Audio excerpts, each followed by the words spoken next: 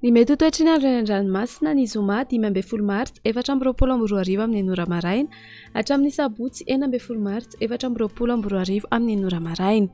Samy mahery sy mitandrina hatrany isika mpampiasa ranomasina na tsy misy azy ny filazana fampitandremana. Ho an'ny morontsiraka Atsinanana, tanjon'ny Bobaomby hatrany amin'ny tanjon'ny Angotsy, andrahoana amin'ny tsitokotoko, ho avy atsimo Atsinanana andrivotra ka ho sivy hatramin'ny 20 kilometatra isan'ora. Anonjabe-dranomasina, Avon'ny Onjo 2 metatra.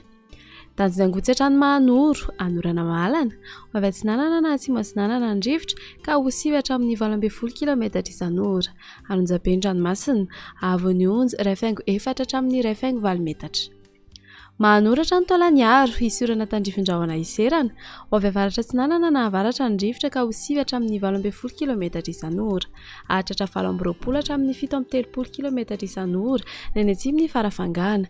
Anonjabe-dranomasina, Avon'ny Onjo andinina ny 2.3 hatramin'ny 2 metatra.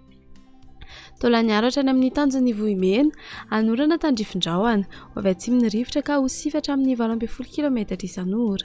Anonjabe-dranomasina, Ahery indraindray, Avon'ny Onjo 2 hatramin'ny 2.4 metatra isan'ny rano madinika avy atsimo. Ho an'ny morontsiraka andrefana, tanjon'ny Vohimena hatrany amin'ny tanjon'ny Angabo, anorana tandrifin-drahona ny any atsimony Toliara, ho maina ny any Akafa, ho avy atsimo miandalana andrivotra ka ho 20 hatramin'ny 20 kilometatra isan'ora. Anonjabe-dranomasina, Avon'ny Onjo 2.3 hatramin'ny 2 metatra, ahatratra 2.4 metatra ny any atsimony Ampania noho ny any rano madinika avy atsimo. Tanjon'ny Angabo hatrany amin'ny tanjon'ny Vilanandro, andrahoana amin'ny tsitokotoko na ibalikan'ny masoandro, ho avy atsimony rivotra ka ho 20 hatramin'ny 20 kilometatra isan'ora.